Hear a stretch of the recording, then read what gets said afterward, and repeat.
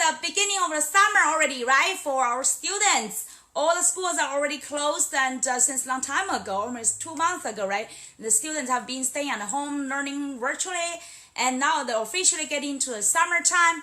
And now all the schools are sending summer reading lists and recommended great resources to them. So today I spent some time helping my kids to organize, and actually here's some lists. This is for my daughter. My son has another 2 pages, a whole 2 pages of list. My daughter is going to the 7th grader. Here you see the whole list and all the free resources and libraries and schools and other online free resources. And also here, this is a reading log. So every summer, I remember the kids will write down what books they read, the dates and the title and the pages to read and the time spent reading.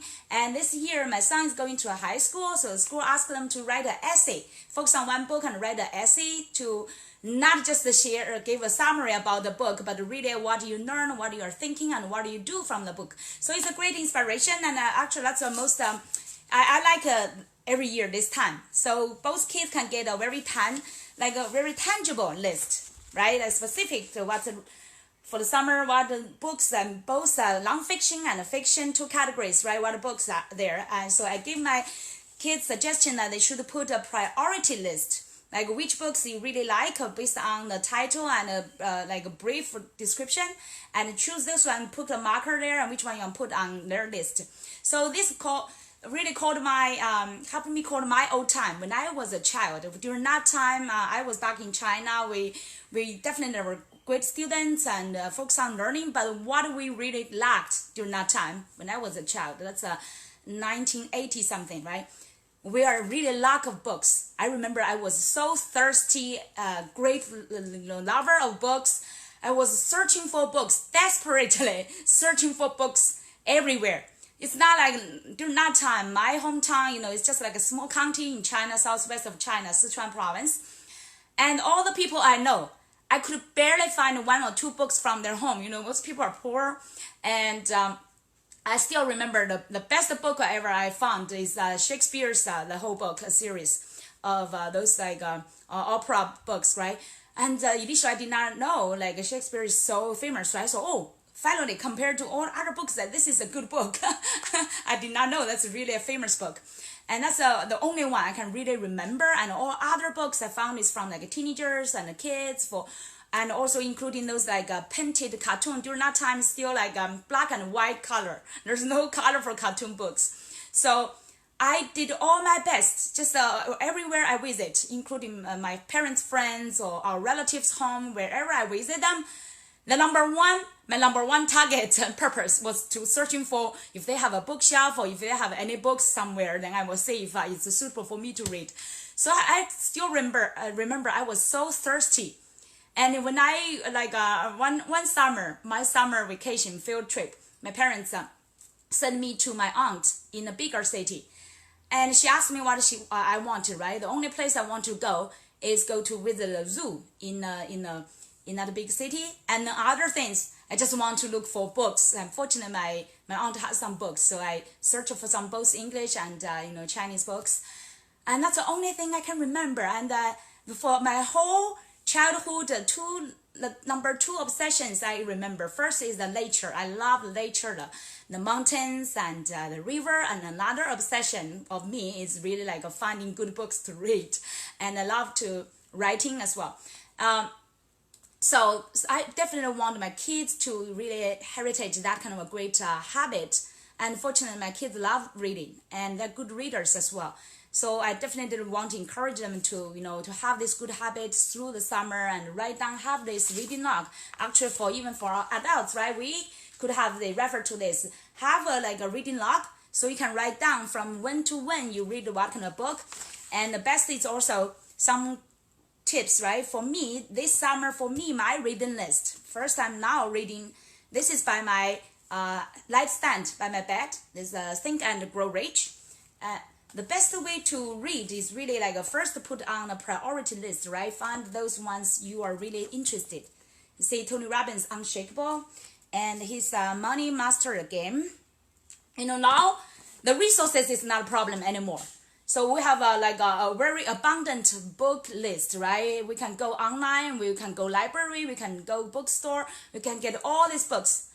But unfortunately now I do not have that much time. And also as I grow like much older, right? Not as I remember, not as desperate, that kind of obsession and desire and hunger to find books to read. So that's a little bit sad, right? Now like I feel like, oh, I have so many resources, and now but I do not have that time, and also that kind of a deeper desire to keep reading. So definitely I need to go back to that good habits and the good desire.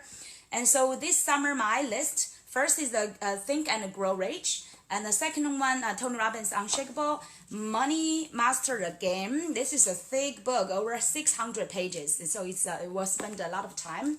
And then The Millionaire Success Habits by Dean Groursay. And Russell Brunson's new book, right? Traffic Secrets. I already get his previous two books. It's Dot-Com Secrets and also Expert Secrets, all wonderful books. And you can see I have all this kind of motivation manifesto by Brendon Burchard. All those wonderful books, and also from Dan, Digital Millionaire Secrets. So all these wonderful books related to mindset, related to personal growth, and also related to entrepreneurship.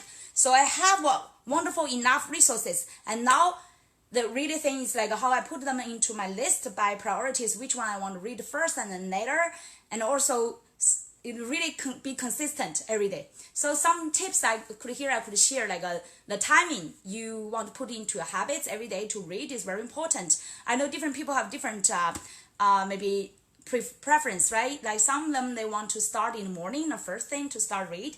Me, I'm a night owl, so I really like, and especially during nighttime, especially before I go to sleep, I have very sharp and clear brain. So I always save my books just right by my light stand. So before I go to sleep, I could open a book to read a few pages, and also make sure that you have a pen by your book, right? Always make marks. It's your own book, so don't worry about that you will ruin the book. You do not want to keep it as very new, then you could give to other people to read, right? So I always take marks, underlines, or like stars and underlines, and sometimes I even fold it. I do not worry about break the book, but I want to make sure those important pages, I put mark there, and also wear a beautiful bookmarks, right? But a very important thing is after you read that and do all the marks, very important that you review and find those important things, and then you can implement. Very important is whatever you read. If you just I've always tell my son, he's a quick reader. I really admire that. He can read quickly, just within 1 or 2 days he finished the whole book. But then when I ask him, what did you learn, and what do you think from it, and what you can apply from a book, right? And then I found, wow, most of the books he read is really for fun and entertainment. I know that's good, right? He enjoy it, that's wonderful. But for us, read more personal development books, you really need to want to make sure that you apply those tips. For example, now I'm reading about the imagination, how to put from the idea, translate that idea into an imagination, and then into a concrete plan and implement that. So definitely every day I've been doing this kind of practice, every morning when I'm doing meditation. It's the meditation time, the visualization is really sometimes it's turn your idea into a plan and some concrete steps I can take. And then before I get off my bed, I already get some plan or today what I can do, and some new ideas I can implement. So it's very important to implement what you read, okay? So what's your summer reading list? I've already got piles of it, right? And some are still in my bookshelf as well. So I really recall my childhood time. I really want to get that kind of a desire, obsession, and that kind of a thirsty hunger. I know Tony Robbins has been emphasizing that hunger. I remember that kind of thirsty, looking forward to good books and good knowledge and good wisdom to learn. And definitely I want you to remind yourself to have this great habit and also prepare your summer reading list. And I will definitely just like a race, a little bit like a fun and a game with my kids. So while they are reading and taking their reading log, I will do my part as well. And actually my application every day, so whatever I learn not necessarily from books, maybe from radio teaching or from other, right? From radio teaching or from just all my like mentors or other teaching and different inspirations. I always implement immediately, and especially I share. Whatever you learn, you share and you teach to other people. That's the best way to practice it, okay? So make sure that whatever you learn, share the inspirations with us. And by the way, what's your best time for daily reading? And what's your best tips for reading like faster and more effectively? And please feel free to share under my video. Okay, thank you so much, and I hope I will get your summer reading list. Feel free to recommend to us. Okay, I've already showed you my list, and hope you can share yours. Thank you so much. Enjoy this summer, especially enjoy it with a great reading list. So after the summer, you will feel more enriched and grown to be like wiser, and more so with more energy and with more passion to impact this world. Okay, thank you so much. Have a wonderful day.